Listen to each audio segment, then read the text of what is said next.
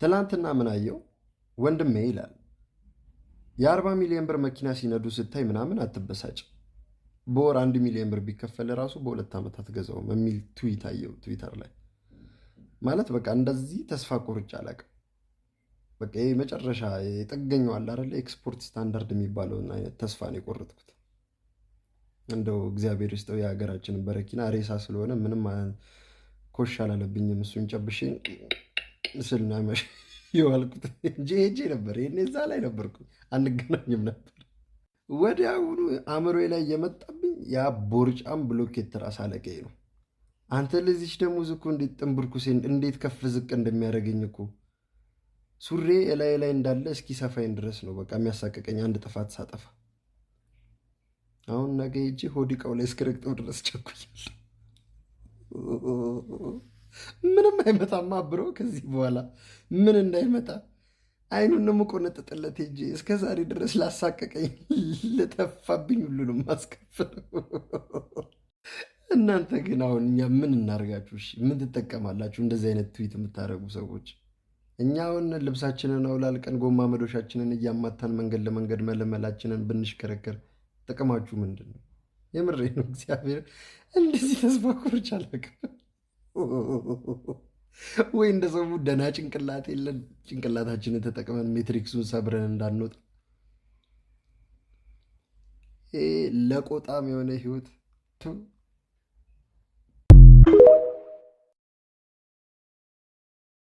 ሴቶች ኳስ ባታዩስ ቢቀር መደገፍ ቢቀርስ ማለት አስፈላጊ እኮ አይደለም። እግዚአብሔር እጂ ገንገበት ጠማማ ፊት ትላንት ምን ትለኛለች? እኔ ወግ ድረሰኝ እንደሰው ዘመናዊ ልሆን ብዬ ዴት ይዣት ልወጣ እራት ልጋብዛት ወይን ልንጠጣ ምናምን ነገር ነገ እራት እንበላለን ምናምን ነገር ስላ አው ደስ ይለኛል ምናምን የማንቼን ኳስ እያየን ምናምን ደች ያስበላሽ እንዳትመጪ እዛው የቀበሌ መዝናኛ ውስጥ ቦኖሽን ድርድርሽ ድራፍትሽን እዚህ አረፋውን ከጺምሽ ላይ እንደዚህ እየጠረግሽ እዛው ሽምብራ ዱቤሽን እየበላሽ ታያለሽ። እኔ ጋር እንዳደርሽ ወይኔ ማንቸስተር ያግባሽ። እንደው ቆመሽ ቅሪ አልጋ ላይ የሚሸና ባሊስትሽ ተቃጠልኩ። እግዚአብሔር እኔ ስንት ነገር ጠብቄ ነበር። እንደው ያልተገረዘ የ50 ዓመት ፍሬው የረገበ አዛውንት ላይ ይጣልሽ። ቆመሽ ቅሪ ከግላዊ ወሲብ ህይወት አያስወጣሽ።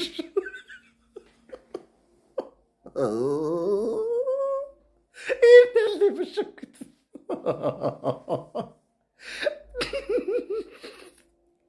የምር እንደ ሀሳብ ሴቶች ኳስ ማቆም አለባችሁ። መደገፍ እዩ አትዩ አላልኩም፣ ግን በቃ መደገፍ ይሄ ሆነ ብላችሁ አያምርም። በቃ እናንተ ብሮ ናችሁ። እንደዛ ከሆናችሁ ፊውቸር የምታስቡ ትዳር ምናምን የምታስቡ ከሆናችሁ ይቅርባችሁ። ምን ያደርግልሻል? 4 ማዕዘን ሜዳ ውስጥ ነጮች ድቡልቡል ነገር ሲያባሩ ማየት ምን ጥቅም? ማማ አረፈሽ አትሰበሰቢ። ኪሎ ሜትርሽ እየሄደ ነው። እንደዛም ከሆነ ደግሞ በቃ ኳስ የሚያይ ወንድ ነው የምፈልገው። እንደዛ አይነት ሰው ነው የማገባው ምናምን። እሱም አይፈልግም እንዴ ከሱ ጋር ቁጭ ብለሽ ግሮሰሪ ውስጥ ቦኖ እንደዚህ እያቀላለብሽ ምናምን ቁጭ ብለሽ ኳስ ልታይ። እሱም አይፈልግም። እግዚአብሔርን እኔ ደረቴን ነፍቼ አወራለሁ። እንዴ ማየት ጥሩ፣ መደገፍ ሌላ።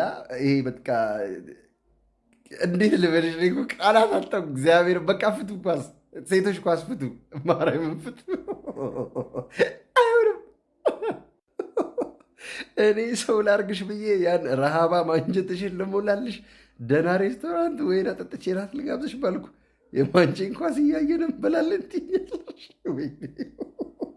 አንቺ ሰቀቀናም በችጋር ትሞቻታለሽ። እዛ ሽምብራ ዱቤሽን ትበያለሽ። በቃኝ። እናንተ ደግሞ ኮፒ ሊንክ አርጉ። እግዚአብሔርን አካውንታችን በጣም ነው የተበተው። ኮፒ ሊንክ አርጉ ፕሊዝ።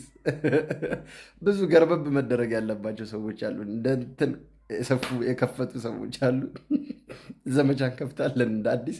ኮፒ ሊንክ ሼር ምናምን ለሁሉም ሼር አርጉት። አረ ጨዌ ስማ፣ አሜሪካ ገባሉ አንዱ ሀበሻ። እንኳን ለአሜሪካ ለአቅመ ሸገርም ያልበቃ ኢትዮጵያዊ ነው። እና አሜሪካ ደግሞ የቆሻሻ ሀገር ነች፣ ለሽቴ የሞላባት ነች። ምንም የሚያቀል ታሪክ የለም። አእምሮ ድንግል ነው ወንድማችን።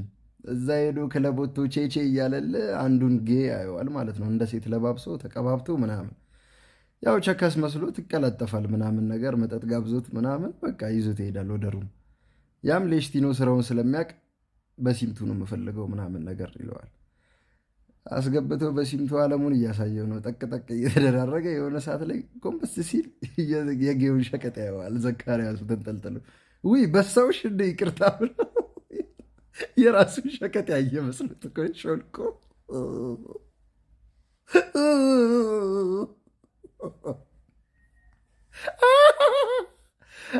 በሳውሽ እንዲህ ያለ አዝኖለት እኮ ነው እኮ በስቶት የወጣ መስሎት። ኧረ እንሰልጥን። ከሀገር ከመውጣታችን በፊት ብዙ ማወቅ ያለብን ነገር አለ። ከዓለማችን በቆሻሻ የተሞላች ነች።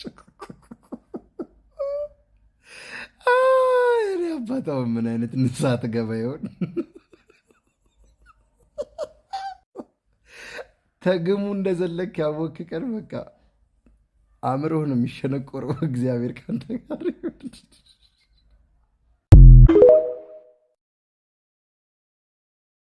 ሰውየው ፀጉሩን እየተቆረጠ ነው። በመሀልም አንድ ሕፃን ልጅ ይገባል። ከዛ ፀጉር ቆራጩም ለሚቆርጠው ሰውዬ ጎንበስ ሲልና አየው ይህን ሕፃን ልጅ ዓለማችን ላይ ካሉ ደደብ ልጆች መካከል የመጀመሪያው ነው ምናምን ነገር ይለዋል። እንዴት ምናምን አለ። በየቀኑ ነው እዚህ ፀጉር ቤት ውስጥ የሚመጣው። ቆይ ድድብናውን እንደውም ላሳያል እና ከኪሱ የ200 ብርና የ100 ብር ኖት አውጥቶ የትኛው ይሻልሃል አሉ ለጁጆ። ናና የፈለግከውን ውሰድ አለው። ልጁም ሮጠ ሄደና 100 ብሩን ወስዶ ይሮጣል።